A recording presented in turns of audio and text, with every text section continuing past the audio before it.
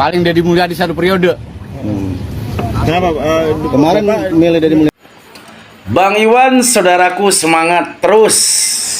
Kang Deddy Mulyadi tetap di hati sampai kapanpun. Saya juga pilih beliau. Demi Allah, saya juga kemarin pilih beliau. Alhamdulillah, ternyata saya kagak salah memilih beliau. Kinerjanya nyata, membangun Kabupaten Bekasi dengan hati, membangun Jawa Barat dengan hati. Pasti ada solusinya, Bang Iwan, buat semua masalah yang berada di Jawa Barat, khususnya di Kabupaten Bekasi. Pasti ada solusinya.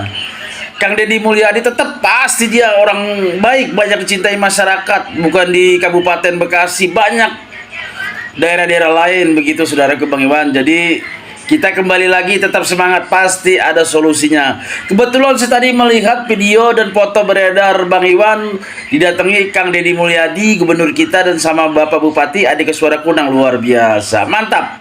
Tetap semangat, tetap Kang Deddy Mulyadi, Gubernur Aing, tetap di hati. Lanjutkan untuk membangun Jawa Barat istimewa, Kabupaten Bekasi sejahtera. Masih keneh aya warga Jabar anu nyerang personal Gubernur Jawa Barat Kang Deddy Mulyadi kusabab teu bisa bahasa Inggris cenah.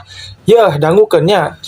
Yeuh urang sebagai warga Jabar mayoritasna masih kene bangga dengan kinerjana Kang Deddy Mulyadi kusabab naon kinerja Kang Deddy Mulyadi nu dipake lain ku bahasa Inggris bahasa Inggris mah lain prioritas utama, nu penting kerja nyata heula. Da perasaan orang mah Kang Deddy teh mimpin di Jawa Barat anu mayoritasna bahasa Sunda KB, da lain bahasa welcome, what's your name, da lain bahasa Inggris. Atuh da moal ngartieun indung-indung atau bapak-bapak ya anu di Jawa Barat mah lieur maneh mah da. Sok ayeuna sebutkeun gubernur mana anu boga sebutan kieu selain KDM Hungkul ya, dangukeun ya. Ya Bapak aing mah Kang Deddy Mulyadi disebut lagi Bapak Pembangunan, Bapak Deddy Mulyadi, Bapak Pembersih Sungai, jeung di Bapak Pembersih Korupsi nyata Kang Deddy Mulyadi, jeung anu paling penting Bapak anu betul-betul kritis terhadap anggaran ketidakbenaran di Jawa Barat sahadi lamun lain Kang Deddy Mulyadi tah. Jadi teu kudu bisa bahasa Inggris, yang penting bisa kerja nyata na kituna geus bangga rakyat Jawa Barat mah.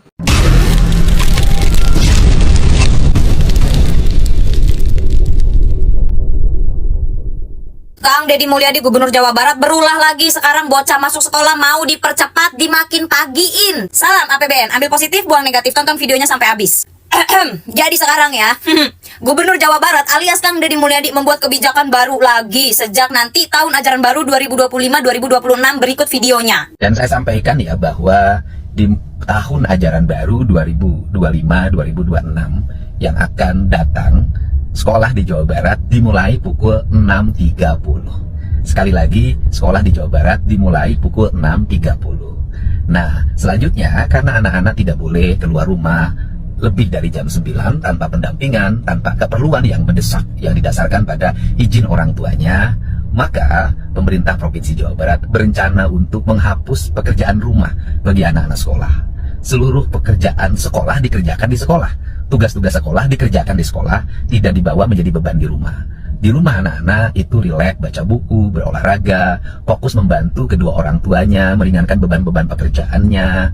Kemudian belajar membereskan rumah, cuci piring, perempuan belajar masak, ngepel, dan berbagai kegiatan lainnya yang bermanfaat. Kemudian bisa mengikuti les musik, les bahasa Inggris, les matematika, les fisika, dan berbagai kegiatan yang bermanfaat. Itu adalah arah membangun anak-anak Jawa Barat yang memiliki visi dan orientasi yang kokoh untuk menyambut masa depannya. Untuk itu, pasti kebijakan saya ada pro dan kontra. Bagi saya, pro dan kontra adalah hal yang biasa dalam berdemokrasi, tetapi yang terpenting adalah tujuan utama kita adalah untuk mewujudkan anak-anak Jawa Barat yang cager, bager, bener, pintar, jeung singer. Aduh, Kang Deddy, aduh. Ini tanggapan gue terkait kebijakan yang satu ini, menurut gue ada pro dan kontranya ya. Ini dari gue pribadi ya, gue ada setujunya, ada tidak setujunya juga gitu. Ini gue ngontennya ngobrolnya ngalur ngidul aja ya, soalnya gue nggak pakai skrip sama sekali nih. Gue setuju kalau sekolah dimajuin jadi jam 6:30 gitu ya, 6:30 pagi. Sebenarnya sekolah anak gue pun sekarang masuknya 6:30 pagi, paling mentok jam 6.45 itu mentok. Respon Deddy Mulyadi soal warga Kampung Gabus Bekasi kapok memilihnya usai warungnya dibongkar habis. Gubernur Jawa Barat Deddy Mulyadi memberikan respon terkait ada warga yang kecewa karena pembongkaran bangunan di Kampung Gabus, Desa Sri Mukti, Kecamatan Tambun Utara, Kabupaten Bekasi. Deddy Mulyadi menegaskan pembongkaran bangunan liar itu adalah langkah yang harus diambil demi kepentingan yang lebih besar. Meskipun menimbulkan kekecewaan bagi sejumlah warga, terutama pedagang kecil, Deddy menyebut tidak semua pihak bisa dipuaskan dalam setiap kebijakan tersebut.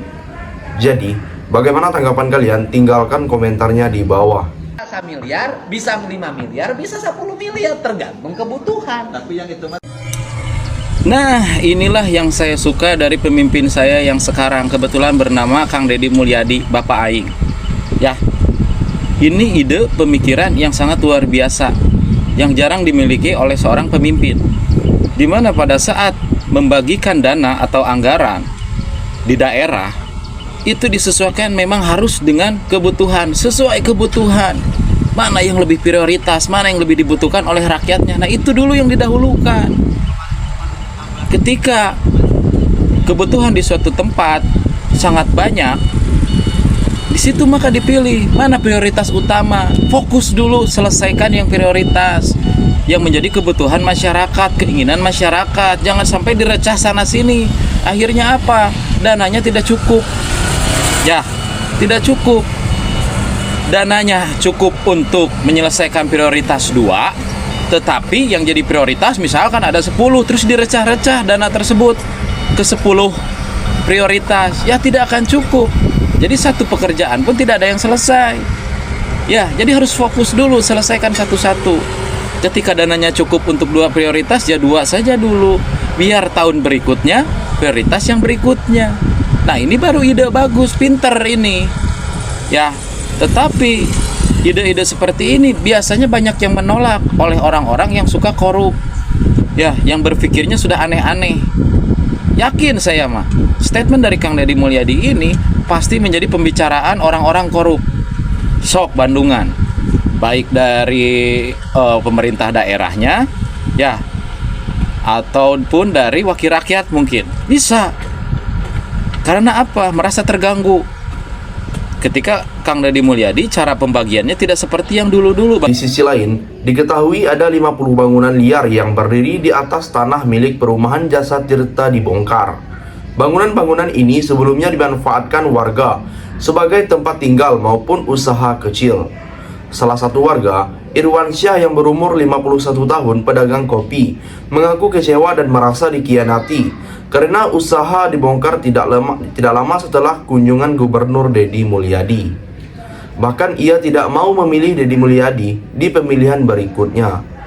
Jadi, bagaimana pendapat kalian? Silahkan tulis komentarnya di bawah. Izin Bapak untuk menjelaskan, izin, mohon maaf untuk melakukan stage psikologi ilmu. Ada ukurannya, ada teorinya. Kalau dikembalikan ke dalam definisinya, psikologi mempelajari perilaku dan proses mental yang melatar belakanginya. Kalau yang lain saya tidak tahu.